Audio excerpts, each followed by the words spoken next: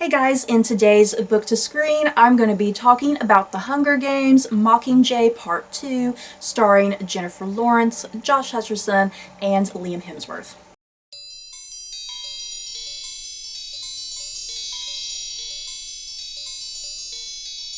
So before I get going on my thoughts on Mockingjay Part 2, I'm probably going to have spoilers in this video, so if you've not seen the movie, do not watch. Click off right now. You have been warned.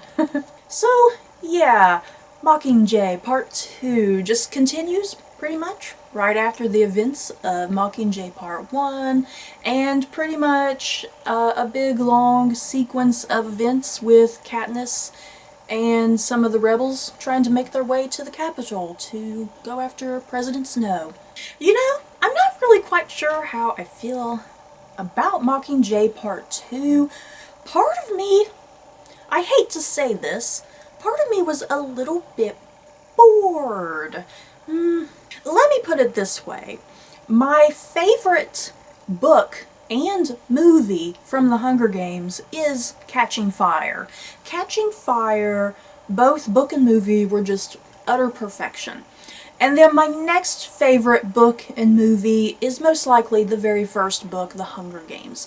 Mockingjay is my least favorite book. Not that it is a bad book by any means, it's just, I don't know, just the way it's written and kind of laid out. There's kind of a very odd structure to it in some ways that kind of makes it a little bit boring, and I think it's kind of the same for the movie adaptation. The thing is, I really enjoyed Mockingjay Part 1. I feel like Mockingjay Part 1 had a really good setup and framework and build. Just overall something really well done about it. But then Mockingjay Part 2, like I said, there was just something very boring about it. I was expecting a lot of action, and I feel like there wasn't enough action, because it seriously should have been non-stop action from start to finish. And what happened, we would get moments of action, but then it would quiet down all of a sudden, and we would have these really lengthy bits of dialogue.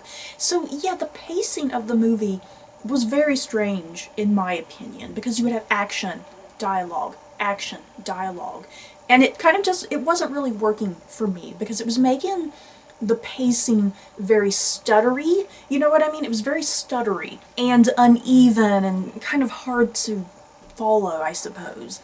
And something else that I was having trouble with during Mockingjay Part 2, it was so dark.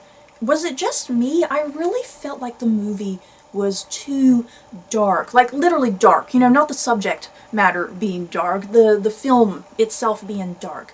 I had a hard time seeing sometimes during some of those action moments. I don't even know how some of the characters died half the time, you guys. All of a sudden they would get to the next scene and there would be a few characters missing, and I would be like, well, what happened to them? Where'd they go? And don't get me started on Finnick's death, you guys. You could barely even see Finnick's death. It was so dark. The camera was kind of moving, I think, too much, and just too dark, too quick as well. I think Finnick, you know, considering that Finnick was set up really well in Catching Fire, and then he had some great stuff going in Mockingjay Part 1, yeah, it's like I wish they would have focused on his death more, gave it a bit more depth and meaning, and it's kind of just over and done with, and you could barely even see it on top of that. So yeah, I feel like I've started off this review complaining more than anything, but I think it was best for me to get out my rants. So yeah, as far as things I had to complain about, I had to complain about just the darkness of the film itself, and also just the unevenness of the scenes. But moving on to some more positives, of course, the acting was amazing, superb, as always.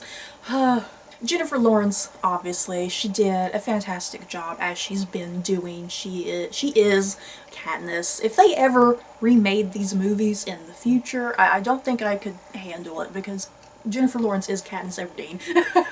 Also some really great moments with Josh Hutcherson, really great moments for his acting to shine. Some of the best acting I've seen from him, and I've been watching him since he, was in Zathura. I think Zathura was the very first thing I saw Josh Hutcherson in, and I mean, he's been amazing his entire career, and yeah, just definitely some of the best acting from him for sure in part 2. And nice to see more of Liam Hemsworth. He's definitely great to look at. Once again, I always feel like they never give Liam Hemsworth / Gale, I feel like they never really give him much to do. But yeah, I mean, I think that this movie had him in the most, compared to all the other movies. I think he was definitely in this one the most. It was nice to see him do something and be part of the action. Donald Sutherland continues to be creepy as hell. He was such a great choice for President Snow, I think. It's like there's like this charming persona on top, but then when you dig down, there's just this really icky, creepy factor to him. So yeah, he continues to shine in the movie.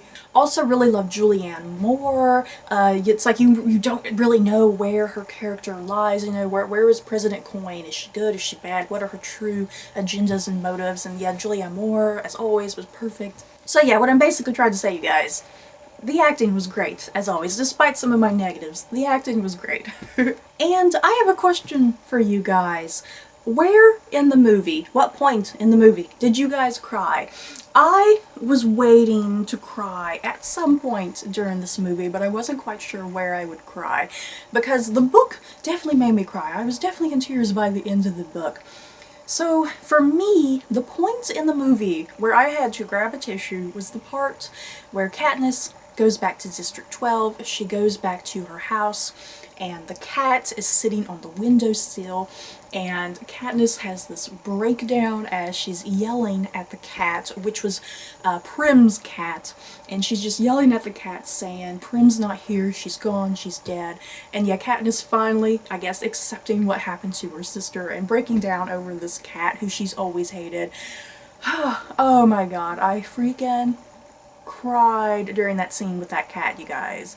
That did me in. Did anyone else cry during that scene with Prim's cat? Someone else, please tell me you just grabbed for your box of tissues, because I was a mess during that scene.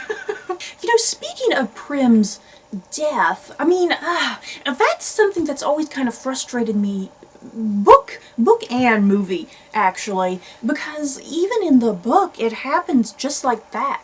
And even in the movie, it's like, blink and you miss it. If you're looking down at your popcorn and Prim all of a sudden gets blown up, then yeah, you miss it. It's that quick. The thing is, though, I mean, both book and movie, I mean, it's portraying Prim's death in a very realistic manner. You know what I mean? I mean, she's not going to have some lengthy goodbye scene to Katniss. That's not what happens in real war. I mean, that's the thing about the Mockingjay book and movie. It's a big commentary on war and the nature of war and the realism of war. And I think the book and the movie both showcase that brilliantly. So yeah, in the comments below, have you guys seen Mockingjay Part 2? What were your thoughts on it? I think that's kind of it on my thoughts and opinions. I really don't have much to say. Overall, I liked the movie. It was fine. I do think it was a bit disappointing in some ways. I was hoping the movie would maybe be much better than the book, but that kind of didn't happen for me. And how do you guys rank the movies?